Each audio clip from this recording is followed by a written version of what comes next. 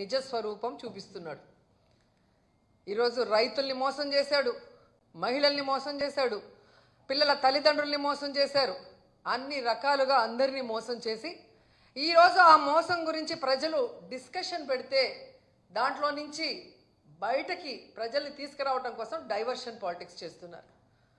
ఎంత దురదృష్టం అంటే ఈ కూటమి ప్రభుత్వం అధికారంలోకి వచ్చాక ప్రజల ఆరోగ్యాన్ని గాలికి వదిలేశారు. ఆరోగ్యశ్రీని ఏ విధంగా నిధులు ఇవ్వకుండా పొమ్మనకుండా పొగబెట్టినట్టు ఈరోజు హాస్పిటల్స్ ఆరోగ్యశ్రీ కింద చేయడానికి సుముఖంగా లేకుండా చేసింది ఈ ప్రభుత్వం కాదా? అలాగే అమ్మఒడిని ఎగ్గొట్టి ఈరోజు పేద పిల్లల్ని చదువుకు దూరం చేస్తున్నది వీళ్ళు కాదా? అలాగే రైతులకి అండగా నిలబడాల్సిన ప్రభుత్వం రైతుల వెన్నెముకలు విరుస్తూ వాళ్ళకి ఇవ్వాల్సినది ప్రామిస్ చేసి కూడా ఇవ్వకుండా మోసం చేసింది నిజం కాదా అని అడుగుతున్నా. ఇవన్నీ ఒక ఎత్తు అయితే ఈరోజు రాష్ట్రంలో అవినీతి ఎంత విచ్చలవిడిగా జరుగుతుందో అందరూ కళ్ళారా చూస్తున్నారు.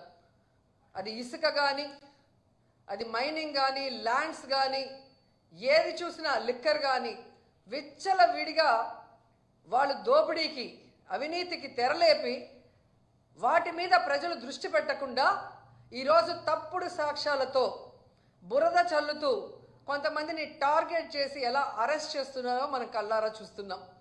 నిజంగా ఇది ఎంత సిగ్గుచేటో ఒకసారి అందరూ కూడా ఆలోచించాలి. ఈరోజు ఇంటెలిజెన్స్ చీఫ్గా పనిచేసిన పిఎస్ఆర్ ఆంజనేయులు గారిని అరెస్ట్ చేసి తీసుకురావడం చూస్తుంటే డైవర్షన్ డర్టీ పాలిటిక్స్కి పరాకాష్ట. అంటే ఈ కూటమి ప్రభుత్వం ఎంత దిగజారిపోయిందో ఇక్కడ స్పష్టంగా అర్థమవుతుంది. పోలీసులు గుర్తుపెట్టుకోవాలి, ఈరోజు లోకేష్ చంద్రబాబు నాయుడు మాటలు విని రెడ్ బుక్ రాజ్యాంగాన్ని అమలు చేస్తున్న పోలీస్ ఆఫీసర్సు ఇది మీరు అర్థం చేసుకోవాలి. తప్పు చేయని ఆంజనేయులు గారిని ఈ విధంగా అరెస్ట్ చేసి ఆయన్ని హ్యూమిలేట్ చేస్తూ అవమానపరుస్తుంటే తప్పు చేసిన మిమ్మల్ని చట్టం ముందు నిలబెట్టి మీకు బుద్ధి చెప్పే రోజు దగ్గరలో ఉంది కాబట్టి అలాంటి తప్పులు చేయకుండా మీ పని మీరు కరెక్ట్గా చేయమని కూడా ఈ సందర్భంగా తెలియజేసుకుంటున్నాను. ఎందుకంటే ఏదో కిరీటం పెట్టేస్తారు చంద్రబాబు నాయుడు లోకేష్ అని చెప్పి చాలా చోట్ల పోలీసులు పెద్ద స్థాయి నుంచి కింద స్థాయి వరకు అందరూ కూడా వన్ సైడ్గా తప్పుడు సాక్ష్యాల్ని సృష్టించి తప్పుడు కేసులు పెట్టి ఏ విధంగా అరెస్ట్ చేసి పైశాచిక ఆనందం పొందుతున్నారో వాళ్ళందరినీ కూడా హెచ్చరిస్తున్నా. భవిష్యత్తులో మళ్ళీ కూటమి ప్రభుత్వం వచ్చే అవకాశం లేదు. ప్రజలు ఇప్పటికే మేల్కొన్నారు. ఈ కూటమి ప్రభుత్వం వల్ల వాళ్ళు సర్వనాశనమైన విషయాన్ని వాళ్ళు గుర్తించారు. జగన్మోహన్ రెడ్డి గారి ప్రభుత్వంలో పేదలు ప్రశాంతంగా బ్రతికిన విధానం గుర్తుపెట్టుకొని మళ్ళీ జగనన్న కోసం ఎదురు చూస్తున్నారు. జగనన్న ముఖ్యమంత్రి అయిన వెంటనే తప్పు చేసిన వాడు ఎవరైనా వదిలిపెట్టేది లేదు. న్యాయస్థానం ముందు నిలబెట్టి వాళ్ళందరినీ కూడా జైలుకు పంపిస్తామని కూడా హెచ్చరిస్తున్నాం. అండ్ ఈరోజు మీరు చూస్తే ఎంత విచిత్రంగా తయారైందంటే చంద్రబాబు నాయుడు నైజం. ఆయన తప్పు చేస్తాడు, సాక్ష్యాధారాలతో సంతకం పెట్టి దొరికిపోతాడు. డొల్ల కంపెనీల్లో కంపెనీ అనేదే ఉండదు, కొత్తగా ఒకటి సృష్టించి దాంట్లో డబ్బులు ట్రాన్స్ఫర్ చేసి దాన్ని ఎలా వాళ్ళ అకౌంట్లోకి తెచ్చారో అన్నీ కూడా క్లియర్ కట్గా దొరికిపోయాయి. స్కిల్ డెవలప్మెంట్ స్కామ్లో ఈడీ కూడా కొంతమందిని అరెస్ట్ చేసింది. కొంతమంది ఆస్తుల్ని అటాచ్ చేసి అవినీతి జరిగిందని ప్రూవ్ కూడా చేసిన తర్వాత నాకు కన్ను బాగలేదు, ముక్కు బాగలేదు, కిడ్నీ బాగలేదు, వయసు అయిపోయిందని దొంగ తిరుగుడు చెప్పి బెయిల్ తీసుకొని బయటకు వచ్చి ఏదో తాను తప్పు చేయనట్టుగా ఆ కేసుని ముందుకు నడిపించకుండా ఎలా ఆపేశాడో అందరూ చూశారు. నీకు దమ్ము ధైర్యం ఉంటే ముఖ్యమంత్రి సిబిఎన్ గారు మీకే చెప్తున్నా, స్కిల్ డెవలప్మెంట్ స్కామ్లో మీ మీద పెట్టిన కేసులో మీరు ఎలా సంతకాలు పెట్టి డబ్బును దోచుకున్నారు ఈ ప్రభుత్వంలో అనేది ఈడీ కూడా ఓకే చేసింది. దాన్ని ఎందుకు సిఐడి విచారణ ముందుకు నడవనీయకుండా ఆపేశారు? దమ్ముంటే స్కిల్ డెవలప్మెంట్ మీద మీరు విచారణ చేయించుకోండి. మీ వల్ల కాకపోతే సిబిఐకి అప్పచెప్పండి. అలాగే మీరు చూస్తే ఫైబర్ నెట్ కేసులో ఎందుకు మీరు విచారణను ఆపేశారని అడుగుతున్నా. ఈరోజు ఏదో ఆంజనేయులు గారి మీద ఒక కేసో లేదా మిథున్ రెడ్డి గారి మీద ఒక దొంగ సాక్ష్యాలతో ఒక కేసో పెట్టి భయభ్రాంతులకి గురి చేయాలంటే ఎవరు భయపడే ప్రసక్తి లేదు. ఎందుకంటే మేము తప్పు చేయలేదు కాబట్టి ఎవరికి భయపడాల్సిన అవసరం లేదు. మీరు దొంగ సాక్ష్యాలతో ఎన్ని కేసులు పెట్టినా మేము న్యాయపరంగా పోరాడి బయటికి వస్తాం. కానీ మీ మీద కేసులు విచారణ జరిగితే మీరు పర్మనెంట్గా జైలుకి వెళ్తారన్న సంగతి మీకు తెలుసు.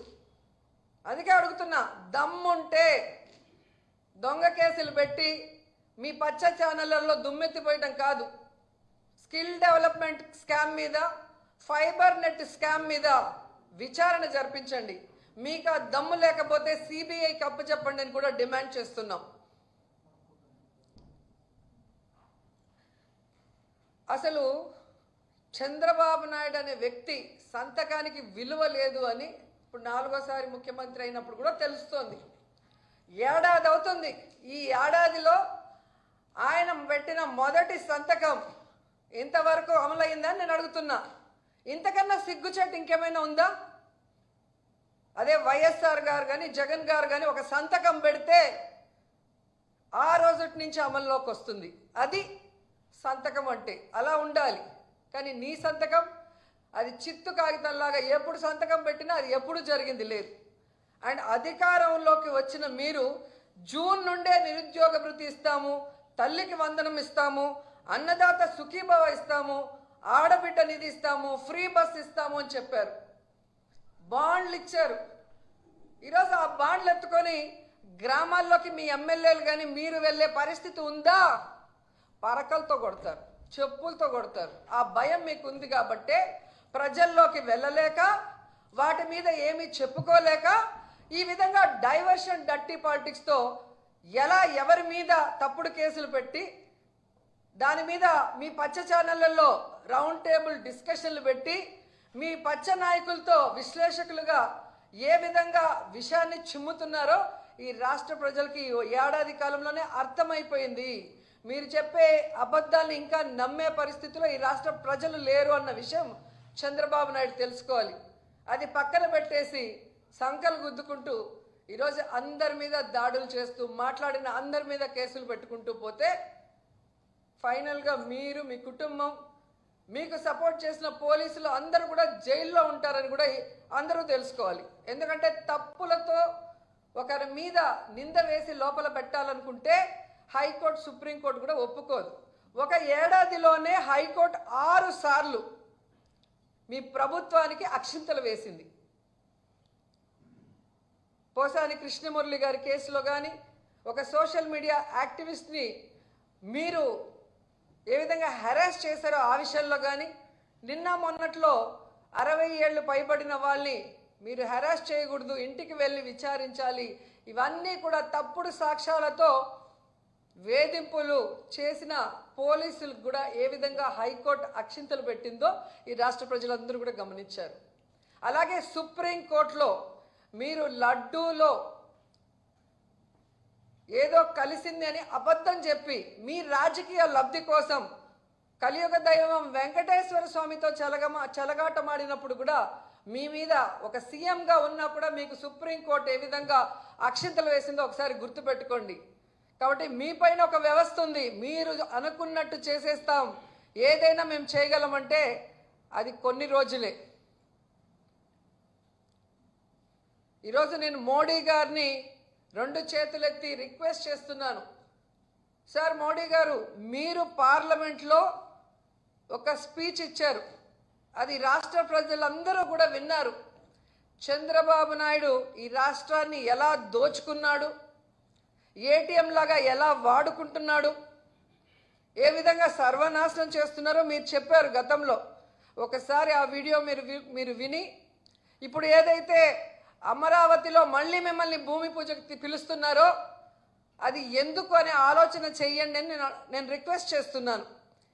ఎందుకంటే గతంలో మీరు చూస్తే ఇదే అమరావతిలో 36,000 కోట్ల రూపాయలతో ఎస్టిమేషన్స్ వేసి టెండర్లు పిలవటం మనం కళ్యాణంగా చూసాం.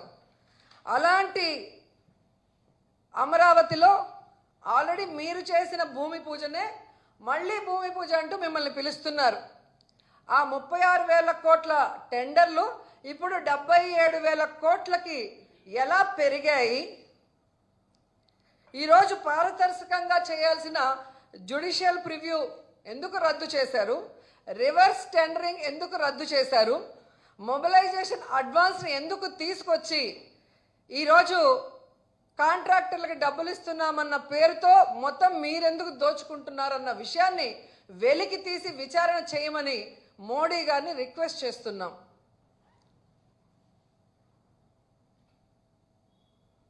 అమరావతి అనేది అన్ని వర్గాల వారికి సంబంధించింది. ఎస్సీ, ఎస్టీ, బీసీ, మైనారిటీ, ఓసీలు అందరూ ఉండాల్సిన రాజధాని అయినప్పుడు ఎందుకు ఎస్సీ, ఎస్టీ, బీసీ వాళ్ళకి, మైనారిటీలకు ఇచ్చిన 50,000 ఎకరాలని రద్దు చేశారని నేను ప్రశ్నిస్తున్నా. అంటే వీళ్ళకి అహంకారం. చంద్రబాబు నాయుడికి ఆయన కులము, ఆయన బినామీలు తప్ప ఎవరు ఉండకూడదా? ఎలా మీరు పేదవాళ్ళకి ఇచ్చిన 50,000 ఇల్లులని రద్దు చేశారని నేను అడుగుతున్నా. నాకు వాచీ లేదు, నాకు ఉంగరం లేదు అని బీదరేపులు ఏడ్చే మీరు ఎలా రిచెస్ట్ సీఎంగా ఉన్నారు? ఈరోజు అదే రాజధానిలో 5 ఎకరాల భూమిని దాదాపుగా 170 కోట్ల రూపాయలతో ఎలా పర్చేస్ చేశారని నేను అడుగుతున్నాను. జనాలందరికీ తెలుసు. ఈరోజు ఏదో గవర్నమెంట్ రేట్ చూపించి ఇంతే కొన్నామంటే ఎవడు నమ్మే పరిస్థితి లేదు. ఈరోజు ఎక్కడ భూమి ఎంత పోతుందో మామూలు అడిగినా కూడా చెప్తారు. 4వసారి ముఖ్యమంత్రి అయ్యారు. ఏ రోజైనా రాష్ట్రంలో ఇల్లు పెట్టుకోవాలి, రాష్ట్రంలో ఓటు పెట్టుకోవాలన్న ఆలోచన మీకు కానీ మీతో జత కలిసిన జనసేన పార్టీ ఎవ్వరికీ లేదు. ఇప్పుడు దొంగాట్లాడటానికి మొన్న ఎలక్షన్ ముందర మార్చుకొని ఇల్లులు కడుతున్నట్టు అందరూ భూమి పూజలు చేస్తున్నారు. నేను అడిగేది ఒక్కటే, మిమ్మల్ని ముఖ్యమంత్రి చేసిన కుప్పంలో ఎందుకు ఇల్లు కట్టుకోలేదు? ముఖ్యమంత్రిగా ఉండి రాష్ట్రం అంతా పని చేయాల్సిన మీరు విజయవాడలో ఇంతవరకు ఎందుకు ఇల్లు కట్టలేదు అని అడుగుతున్నా. ఇన్ని మాట్లాడుతున్నారు కదా. మీ గవర్నమెంట్ రాగానే జగన్ బెంగళూరుకి వెళ్తున్నాడు. ఆయన ముఖ్యమంత్రిగా ఉన్న 5 ఏళ్ళు ఇక్కడే కూర్చొని పరిపాలన సాగించాడు. పేద ప్రజలకి కావాల్సినవన్నీ బటన్లు నొక్కి వాళ్ళ అకౌంట్లోకి అవినీతి లేకుండా పంపించారు. ఆయన గురించి మీరు మాట్లాడుతున్నారు. మరి ముఖ్యమంత్రిగా ఉన్న మీరు, డిప్యూటీ సీఎంగా ఉన్న పవన్ కళ్యాణ్ గారు, ఐటీ మినిస్టర్గా ఉన్న నీ కొడుకు ఎక్కడి నుంచి వస్తున్నారండి? ఫ్రైడే అయితే హైదరాబాద్కి వెళ్తారు. మీరు ఈ రాష్ట్రానికి ముఖ్యమంత్రా, తెలంగాణకి ముఖ్యమంత్రా? ఇక్కడ ఇల్లు లేకుండా అక్కడేం పని మీకు? అక్కడ ఇల్లు పెట్టుకోవటం వల్లే ఇక్కడ విజయవాడ సగానికి పైగా ఆ రోజు మునిగిపోయింది. ఇక్కడ ఉండి అడ్మినిస్ట్రేషన్ చేయాలి కదా. అఫీషియల్స్కి మీరు ఇక్కడ ఉండి కదా చెప్పాలి. మీరు చేస్తే రైటు. మీరు ముఖ్యమంత్రులుగా ఉండి, డిప్యూటీ సీఎంలుగా ఉండి మీరు హైదరాబాద్లో కాపురం ఉంటారు. మీకు టైం ఉంటే వచ్చి రాజకీయం చేసిపోతారు. కానీ ఓడిపోయిన వాళ్ళు మాత్రం కాన్స్టిట్యున్సీలోనే ఉండాలి. అటు ఇటు జరిగితే పార్టీ వదిలేశారు, పాలిటిక్స్ వదిలేశారు. వాళ్ళు చెన్నై పోయారు, వీళ్ళు బెంగళూరుకి పోయినారు, భయపడి పారిపోయారు కేసులకి. ఎన్ని కావాలంటే అన్ని పచ్చ ఛానల్లో చెప్తారు. నవ్వుతున్నారు ప్రజలు. అధికారంలో ఉన్నది మీరు, పని చేయాల్సింది మీరు.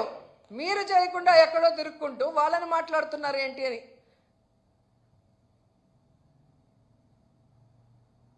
సో ఈరోజు చంద్రబాబు నాయుడికి డైరెక్ట్గా చెప్తున్నాను, అయ్యా ముఖ్యమంత్రి గారు, నిజంగా మీకు విజన్ ఉంది, విస్తరాకుల కట్టుందని చెప్పుకుంటారు కదా.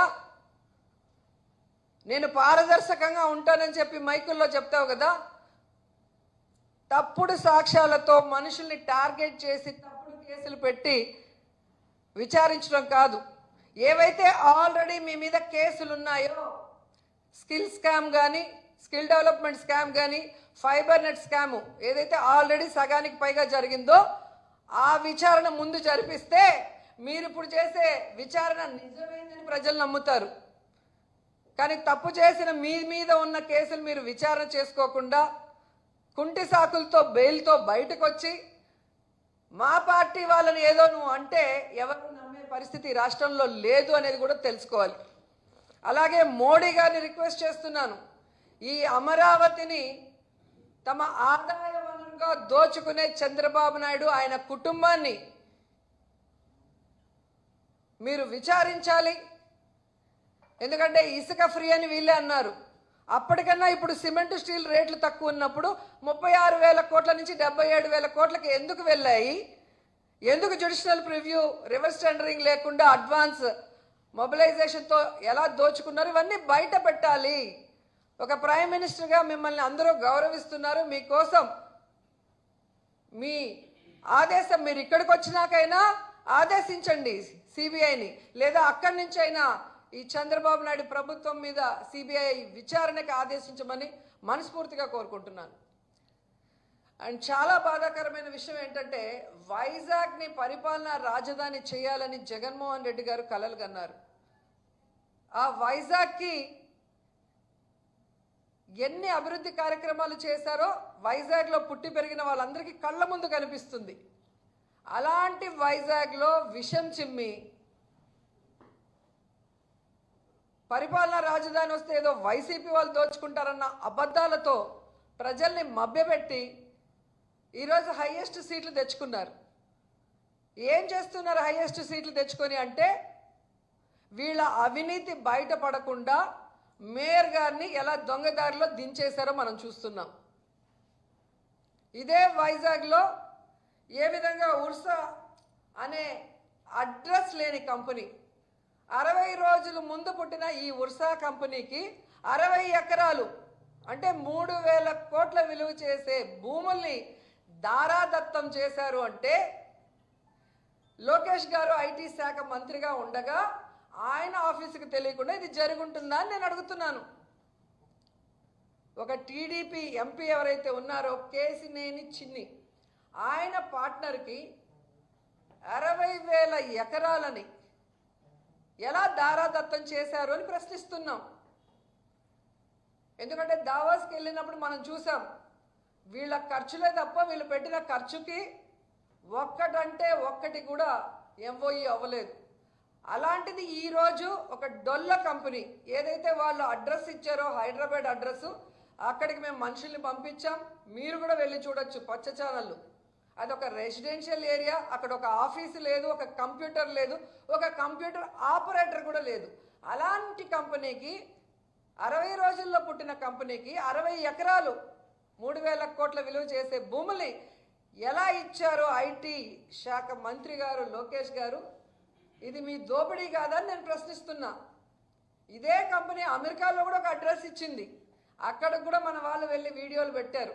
అక్కడ బోర్డు లేదు, ఆఫీస్ బోర్డు, ఒక కంప్యూటర్ లేదు, ఒక కంప్యూటర్ ఆపరేటర్ కూడా లేరు. అలాంటి కంపెనీలకి ముందు వెనక చూడకుండా ఎలా ఇన్ని ఎకరాలు ఇచ్చేశారు? ఇది వాళ్ళ మీద ప్రేమ లేదా మీ దోపిడియా? ఇది బయట పెట్టాల్సిన బాధ్యత మీకుంది. దాన్ని వెంటనే నిలిపేయాలని కూడా డిమాండ్ చేస్తున్నాం. అండ్ ఏదైతే మీరు చెప్పారో సూపర్ 6 కానీ సూపర్ 7 కానీ వాటి మీద దృష్టి పెట్టండి.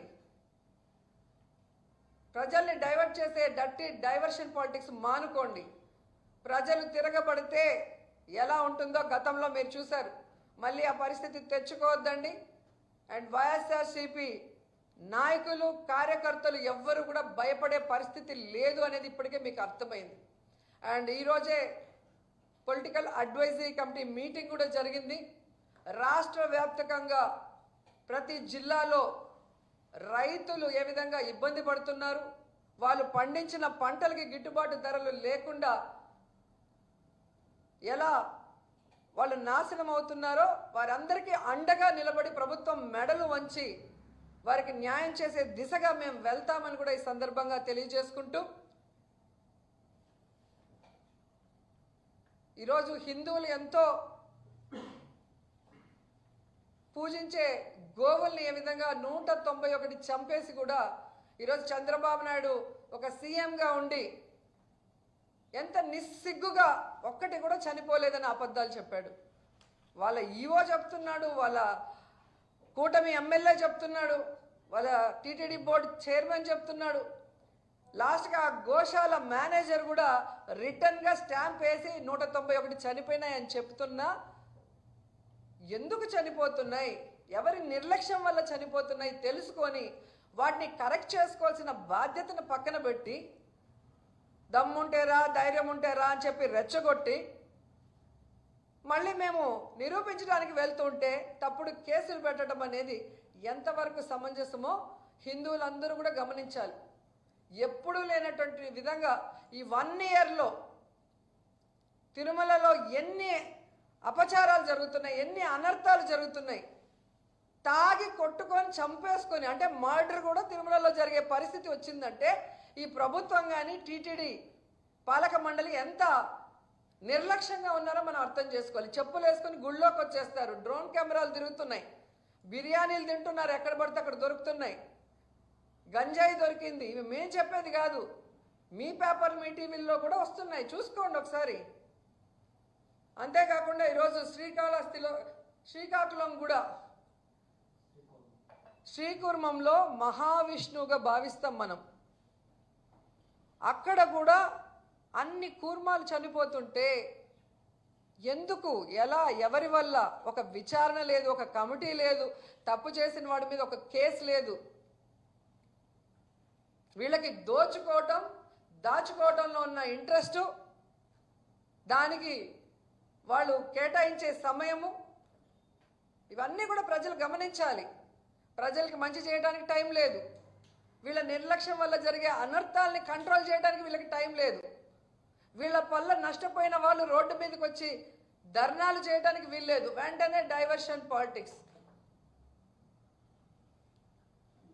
సో పవన్ కళ్యాణ్ గారు ఎక్కడున్నారో, మీరు సనాతన ధర్మాన్ని కాపాడుతానన్నారు, తిరుమలలో ఇన్ని జరుగుతున్నాయి, శ్రీకూర్మంలో ఇలా జరుగుతుంది, ఎందుకు మీరు నోరు మెదపటం లేదు, ఎందుకు మాట్లాడట్లేదు? జగన్ గారిని తిట్టడానికి మాత్రం పరుగులు తీసేవారే, ఇప్పుడు మీ కూటమి ప్రభుత్వంలో ఇన్ని అనర్థాలు జరుగుతుంటే ఎందుకు నోరు మెదపటం లేదు? బీజేపీ నాయకుల్ని ప్రశ్నిస్తున్నాను, హిందూ మతాన్ని కాపాడాల్సిన పార్టీ మాది, కాపాడటానికే మేము ఉన్నామని చెప్పుకుంటున్నారు కదా, మరి తిరుమలలో ఇన్ని అపచారాలు జరుగుతుంటే, శ్రీకూర్మంలో ఇన్ని అపచారాలు జరుగుతుంటే మీరెందుకు నోరు మెదపడం లేదు? మీ కూటమి ప్రభుత్వంలో ఉన్న చంద్రబాబు నాయుడు మీద ప్రెషర్ తెచ్చి వాటిని ఎందుకు సరిదిద్దడం లేదు? దాంట్లో తప్పు చేసిన వాళ్ళ మీద ఎందుకు ఎఫ్ఐఆర్లు వేసి వాళ్ళని శిక్షించడం లేదని నేను ప్రశ్నిస్తున్నా. కూటమి ప్రభుత్వం అంటే చేసిన తప్పుల్ని కూడా సమర్థిస్తారా?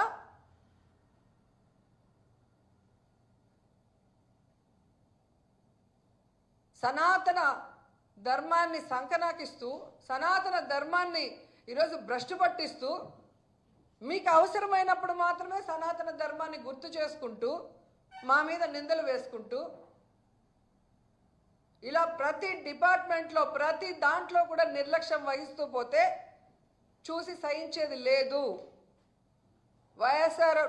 వైఎస్ఆర్సీపీ ఈరోజు బలమైన పార్టీ, నాయకులందరూ కూడా ధైర్యంగా ఈరోజు బయటకు వస్తున్నారు. ఇక 1 month 2 monthsలో ప్రతి ఇష్యూ మీద ప్రజలకి అండగా నిలుస్తాం, ప్రభుత్వం మెడలు వంచుతాం, ప్రజలకి న్యాయం చేసేంత వరకు వదిలిపెట్టమని కూడా తెలియజేసుకుంటున్నాం.